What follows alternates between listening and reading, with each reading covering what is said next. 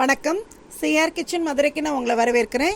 இன்றைக்கி நம்ம அரைச்சி வச்ச சாம்பார் செய்ய போகிறோம். அதுக்கு தேவையான பொருட்கள் என்னென்னு பார்ப்போம்.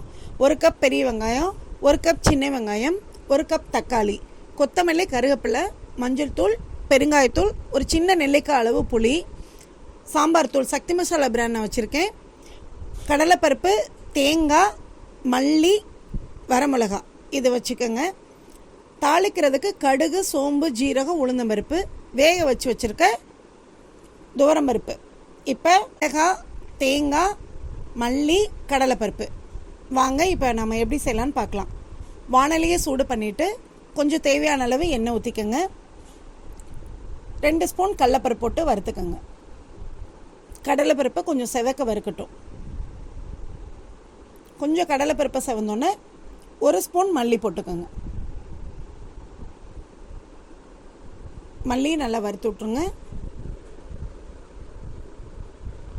இப்போ 4 வரமிளகா போட்டுக்கோங்க. வரமிளகா கொஞ்சம் வறுத்தோடனே நம்ம துருவி வச்சுருந்த தேங்காய் துருவலை போட்டுக்கோங்க. இதை நம்ம வறுத்து எடுத்து வச்சு ஆற வச்சு பேஸ்ட் ஆக்கிக்கோங்க. இப்போ வானலில் எண்ணெயை சூடு பண்ணி நம்ம தாளிக்கிற பொருளை போட்டுருங்க. தாளிக்கிற பொருள் பொரிஞ்சோடனே 1 கப் பெரிய வெங்காயம் போட்டுக்கு.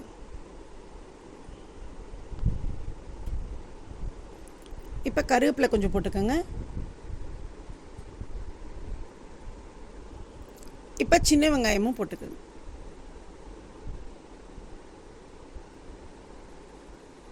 சின்ன வெங்காயமும் பெரிய வெங்காயமும் கொஞ்சம் வதங்கணுன்னா தக்காளி போட்டுக்கோங்க. தக்காளியும் போட்டு இப்போ வதக்கிக்கோங்க. தக்காளி கொஞ்சம் வதங்கினோன்னா உப்பு போட்டுருங்க.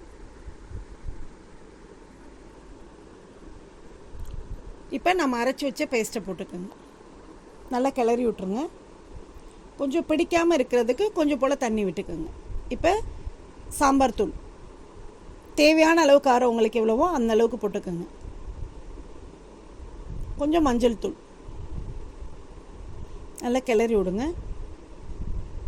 இப்போ நாம் வேக வச்ச பருப்பு ஊற்றிக்கணும்.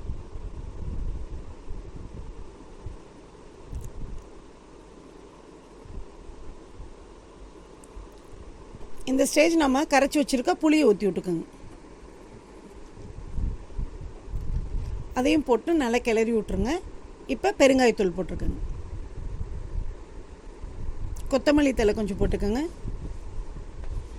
இப்போ மூடி வச்சுருங்க. நல்லா வந்துடுச்சு விவர்ஸ். நல்லா கொதிக்கிட்டு நம்ம அடுப்பை ஆஃப் பண்ணிவிட்டு கொதிச்சோன்னே அடுப்பை ஆஃப் பண்ணிவிட்டு கொத்தமல்லி போட்டுருங்க. இதை மினி இட்லியோட பிள்ளைங்களுக்கு கொடுங்க. ரொம்ப டேஸ்ட்டாக இருக்கும், விரும்பி சாப்பிடுவாங்க. நீங்கள் ட்ரை பண்ணி பாருங்கள். சிஆர் கிச்சனுக்கு லைக் பண்ணுங்கள், ஷேர் பண்ணுங்கள், சப்ஸ்கிரைப் பண்ணாதவங்க சப்ஸ்கிரைப் பண்ணுங்கள். தேங்க்ஸ் ஃபார் வாட்சிங்.